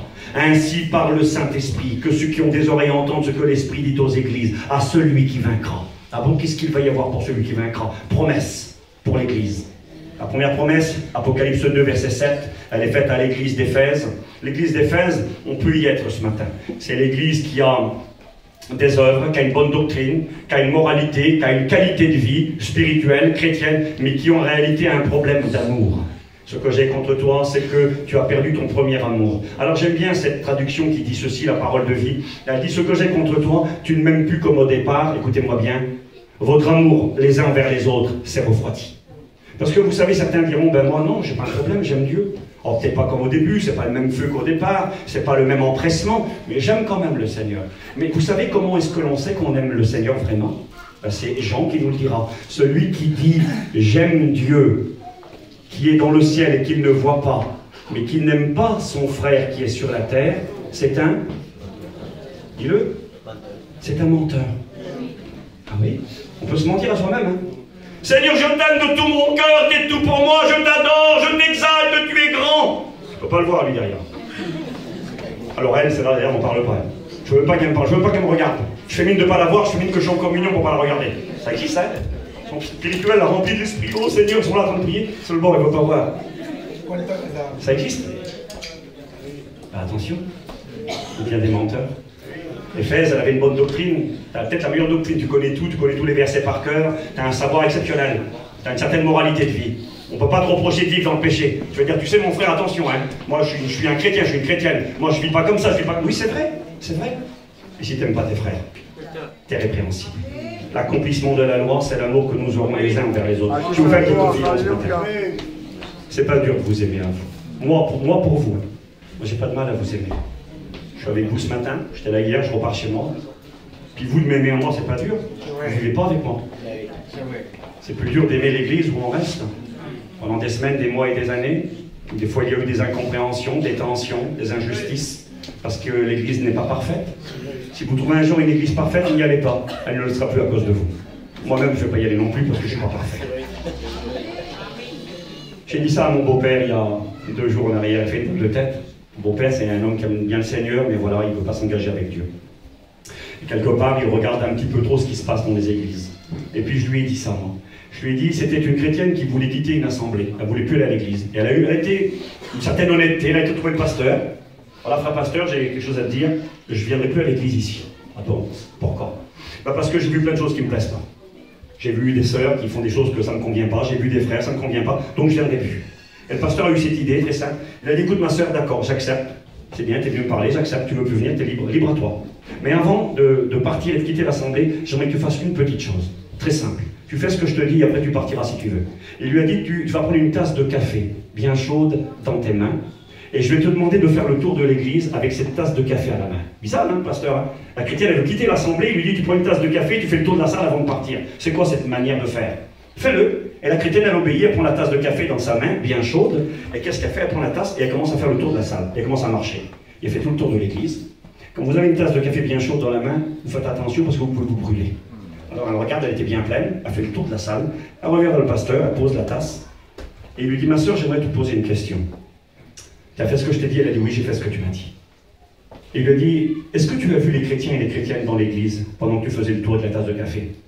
Elle dit, non, j'ai vu personne. Il dit, pourquoi tu n'as vu personne? Elle dit, je regardais la tasse de café, je ne voulais pas me brûler, je ne voulais pas que ça tombe par terre, alors j'avais mes yeux focalisés sur la tasse de café et je ne regardais personne. Et le pasteur lui dit, tu sais ma soeur, quand tu viendras à la réunion, si tu veux rester ici, regarde plus les gens et tes yeux braqués sur Jésus. Amen. Si tu regardes que Jésus comme la tasse de café, tu verras plus ton frère qui marche de travers, tu verras plus ta soeur qui n'est peut-être pas à la hauteur, tu verras que lui. On passe trop notre temps à regarder les autres et à ne pas regarder Jésus et on trouve bizarre après que ça ne va pas. Amen, Seigneur, Amen. L'église d'Éphèse, elle avait un problème avec toutes ses qualités. Elle manquait d'amour. Et le Seigneur lui dira à cette église qui représente l'église des premiers siècles, nous le trouvons dans les actes des apôtres, hein. Il y a eu un problème, il était dit qu'il y avait des femmes qui étaient négligées, des veuves, des petites femmes qui avaient perdu leur mari, elles étaient toutes seules, pas d'enfants. Elles étaient inscrites sur un document qu'on appelle le rôle, par la suite. Elles étaient à la charge de l'église. Et il est écrit que les chrétiens qui étaient d'origine juive ont commencé à négliger les chrétiennes qui étaient d'origine helléniste. Alors c'est un mot compliqué. C'était des juifs qui vivaient en dehors du pays d'Israël et qui avaient pris des coutumes un petit peu des païens. Excusez-moi ce matin. C'est comme si on dirait qu'ici il y a des Espagnols ou des Catalans et puis qu'un voyageur vient. Donc je ne sais pas, on peut avoir, excusez-moi, du racisme parce que l'autre c'est pas un Catalan, l'autre c'est pas un Espagnol et puis moi je suis pas pareil, je me sens supérieur et plus grand. Ça existe cela. Et ça existait dans l'église de Jérusalem. Les apôtres, je m'excuse avec le respect que j'ai pour mes copains qui sont là et pour moi-même, c'était pas Steve, c'était pas Antonio, c'était pas les frères, c'était l'apôtre Pierre, c'était l'apôtre Jean, c'était les grands apôtres, les apôtres de l'agneau, c'était eux qui dirigeaient l'église. Ben, dans cette église, il y avait de l'injustice. Dans cette église, elle n'était pas parfaite. Il y avait du parti pris. On a commencé à négliger. Oh, Leslie, c'est pas notre peuple. C'est ce qui s'est passé, on les négligeait. Et puis voyons qu'elles étaient négligées, il a commencé à avoir des revendications. Et c'est là qu'on a mis en place les diacres. Et c'est là que les persécutions ont commencé.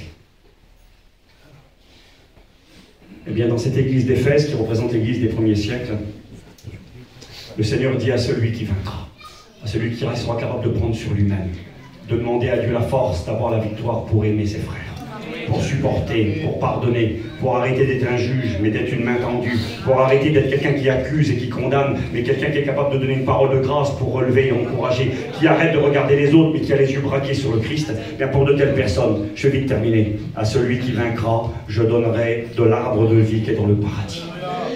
Alors l'arbre de vie dans le paradis, c'est particulier, c'est valable pour ceux qui meurent. Parce que le paradis, c'est réservé à ceux qui meurent. Le mot paradis est mentionné 3 fois dans les évangiles. Dans Luc au chapitre 23, 24, 23, le Seigneur dira au brigand sur la croix, aujourd'hui tu seras avec moi dans le paradis. Dans 2 Corinthiens chapitre 12, l'apôtre Paul dira, je connais un homme qui fut ravi dans le paradis. Et là c'est la 3e fois, paradis. Paradis c'est l'endroit qui est réservé à ceux qui meurent dans la foi. Donc quelque part, les chrétiens du 1er siècle sont tous morts. Hein. Il n'y en a aucun qui est là aujourd'hui. Ils sont tous morts. Et l'appel leur a été donné, l'appel était adressé ce matin. Si nous devons passer par la mort, parce que c'est une possibilité. Moi je crois au retour du Seigneur. Je crois qu'il est imminent, qu'il peut revenir tout de suite, cet après-midi, ce soir, demain. J'y crois de tout mon cœur et je le désire. Mais si le Seigneur nous a encore un petit peu de patience, et puis qu'il veut que je retourne à lui, eh bien moi si je quitte la terre et que je suis victorieux, j'aurai l'arbre de vie qui est dans le paradis. Le paradis perdu, là où Dieu avait mis des chérubins protecteurs, interdit l'accès à l'arbre de vie, interdit. Aujourd'hui le Christ a payé à la croix, et si je suis vainqueur et que je combats le bon combat, j'aurai accès à l'arbre de vie quand je quitterai la terre. J'avance vite. Apocalypse 2, 17, à celui qui vaincra, je donnerai... Non, Apocalypse 2, 10, pardon, c'est Smyrne. À celui qui vaincra, je donnerai la couronne de vie. Il n'aura pas à souffrir la seconde mort. Une promesse, la couronne de vie. C'est dommage, j'avais des choses à vous dire là, dans Apocalypse 4 et 5, présenter l'église dans les 24 anciens. Vous voyez l'église dans le ciel, dans la gloire. Elle a une couronne sur sa tête, elle la jette au pied du Christ, elle l'adore. La couronne de justice, selon l'apôtre Paul qui dira à Timothée, j'ai combattu le bon combat, la couronne de justice m'est réservée, et la couronne de vie. On jettera nos couronnes à ses pieds. Et là il est écrit que l'église, eh bien, va obtenir la couronne de vie, n'aura pas à souffrir la seconde mort qui est l'enfer éternel. Il faut vaincre pour cela. Apocalypse 2, 17, un appel ce matin à la victoire. Celui qui vaincra, je lui donnerai de la manne cachée. La manne cachée, c'est la nourriture qui vient du ciel, la nourriture qui donne la vie. Jésus a dit, vos pères ont mangé de la manne dans le désert, ils sont tous morts. Moi, je suis le vrai pain qui descend du ciel. La manne cachée, c'est Jésus-Christ. Nous le connaissons. Il sera là, une nourriture éternelle, un caillou blanc. Le caillou blanc, c'est extraordinaire. Le caillou blanc, c'est le caillou de la grâce. Quand tu passais au tribunal à l'époque et que tu devais avoir la sentence, si le juge décidait de te gracier et s'il te condamnait, il te donnait deux pierres différentes. Le condamné recevait une pierre noire, condamnation, t'iras en prison ou tu seras exécuté. La pierre blanche, tu es gracié, repars en liberté. C'est la pierre de la grâce. Le caillou blanc était une pierre que l'on donnait également à quelqu'un que l'on invitait pour une festivité, pour un repas, pour une grande occasion. On lui donnait un caillou, on écrivait son nom dessus. C'était l'autorisation d'entrer. Tu donnais le caillou, ça veut dire j'ai le droit d'entrer, j'ai reçu le caillou blanc. C'est une manière de dire, eh bien pour celui qui vaincra, le droit d'entrer au ciel. Aussi une autre pratique de l'époque. On prenait un caillou blanc, on le cassait en deux, on le brisait. Et on écrivait, quand deux personnes se liaient d'amitié, on écrivait le nom de l'un et de l'autre sur les deux morceaux de pierre qu'on cassait en deux. On donnait un bout à un bout à l'autre. Je donnais ma pierre, moi, avec mon nom à l'autre. Lui me donnait sa pierre avec son nom. Ça faisait nous des amis pour l'éternité, pour toujours. Nos enfants étaient liés à cause de cette pierre-là. Jésus est en train de nous dire par cette caillou blanc-là, nous sommes des amis pour l'éternité. Nous sommes unis. Vous serez invités. Vous aurez accès à la salle des noces. Et puis, vous aurez la pierre de la grâce, le droit d'entrer. C'est extraordinaire. À celui qui vaincra, j'avance vite. Apocalypse 2, 26 à 28.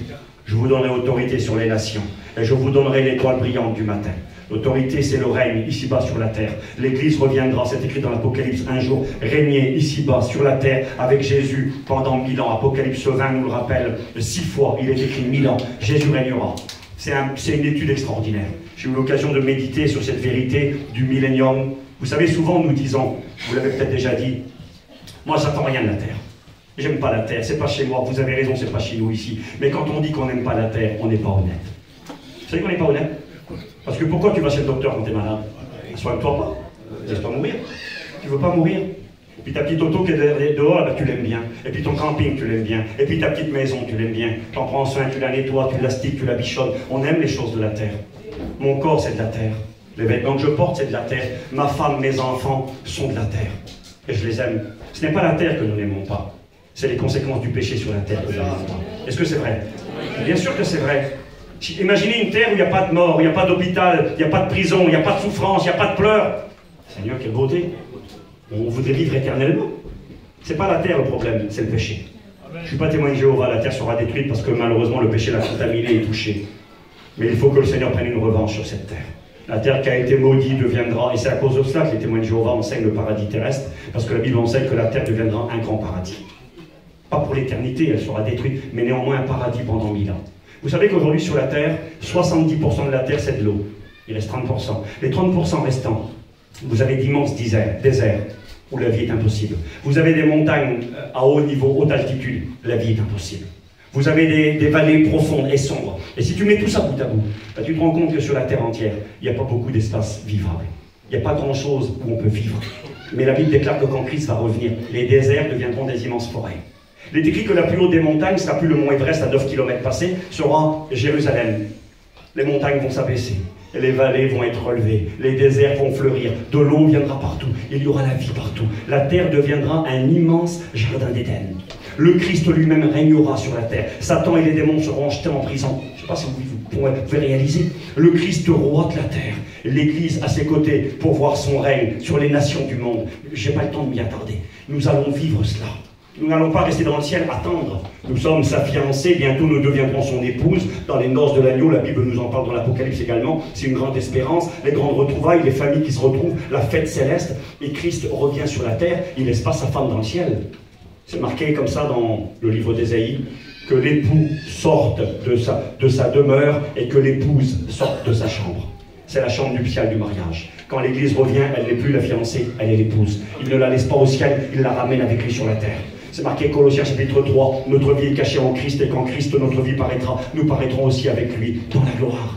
Il viendra, il posera ses pieds sur la montagne des Oliviers en face de Jérusalem. Il sera accompagné de tous ses saints. À celui qui vaincra, je donnerai autorité sur les nations. Je lui donnerai l'étoile brillante du matin. L'étoile brillante du matin, c'est cette étoile qui brille quand on se lève très tôt le matin. À 4-5 heures du matin, tu peux l'observer. Après, tu ne la vois plus. Jésus, pour l'Église, n'est pas le soleil. C'est peut-être bizarre ce que je vais dire. C'est marqué, j'ai noté les versets ici dans le livre de Malachie, chapitre 4, que quand Jésus reviendra sur la terre, qu'il sera le soleil qui se lève le matin. C'est-à-dire tout le monde le verra. Le soleil, tout le monde le voit. Et il sera le soleil pour les nations du monde et surtout pour Israël. Il apportera la lumière, il apportera la chaleur, il apportera la vie à son peuple. Mais pour l'Église, il est l'étoile brillante du matin. Parce que ça, c'est l'enlèvement. L'enlèvement, il faut être prêt. C'est au milieu de la nuit. Tout le monde ne le verra pas. C'est marqué dans Hébreux chapitre 9, verset 28. Le Seigneur Jésus apparaîtra une seconde fois à ceux qui l'attendent pour leur salut. À l'enlèvement de l'Église, ce n'est pas le monde entier qui voit le Christ. Il n'y a que l'Église qui le verra. Il va apparaître, il sera l'étoile brillante du matin. Nous l'attendons, cette étoile. Il nous la donnera. Alléluia. J'ai presque fini. Je survole. Apocalypse 3, verset 5. À celui qui vaincra, je donnerai un vêtement blanc. C'est-à-dire la garantie du salut éternel. À celui qui vaincra. Apocalypse 3, verset 10. Celui qui vaincra, je le garderai en dehors de la grande épreuve qui va bientôt s'abattre sur le monde, et je ferai de lui une colonne dans le temple de Dieu. Une colonne dans le temple de Dieu. Ça veut dire quelque chose qui reste, quelque chose qui soutient. Garantie d'être avec le Seigneur pour l'éternité. Quel bonheur dans sa présence.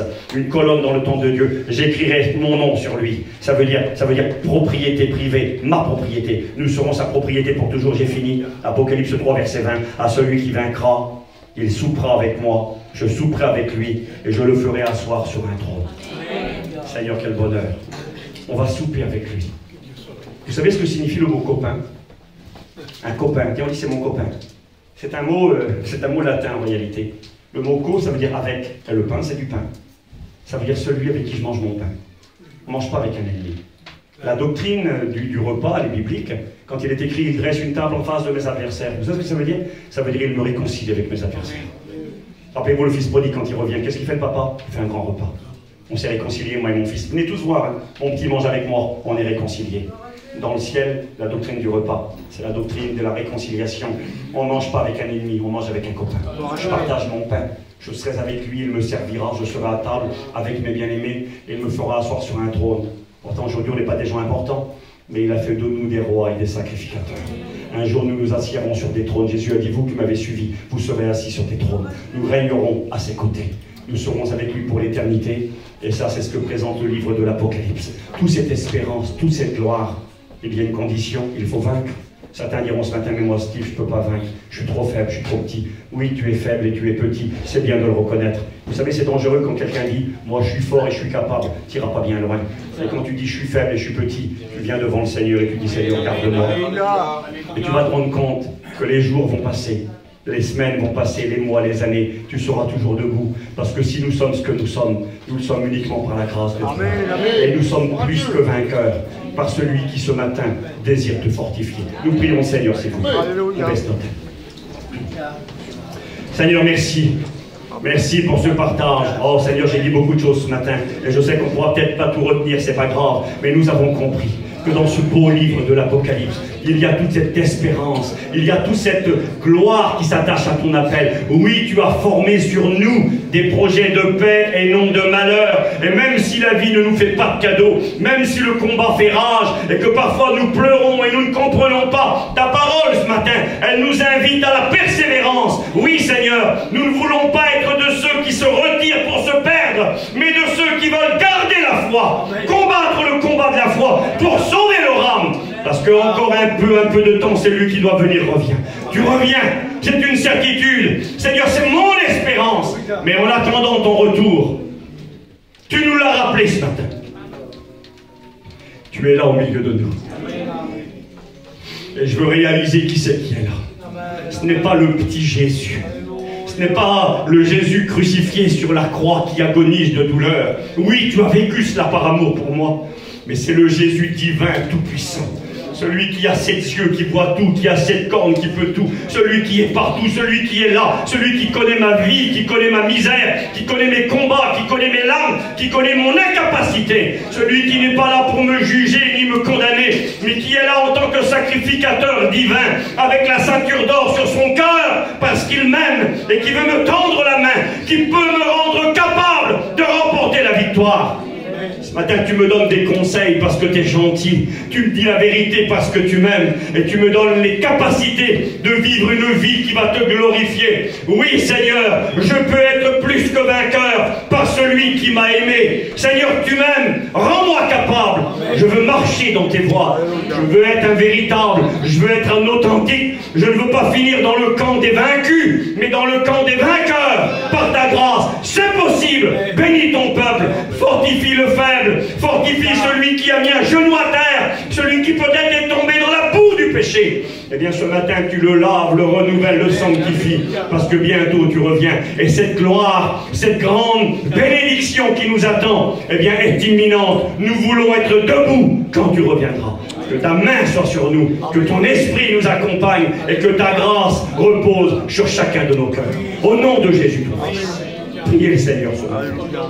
Priez le grand Jésus qui est là au milieu de vous, qui vous connaît, vous comprend. N'essayez pas de tricher, faites pas semblant. Soyez honnête avec lui. Laissez-le vous bénir. Il va vous aider, il va vous rendre vainqueur. Et bientôt dans la gloire, il vous prendra avec lui. Priez le Seigneur. Merci Seigneur. Amen. La gloire appartient à Dieu. Merci.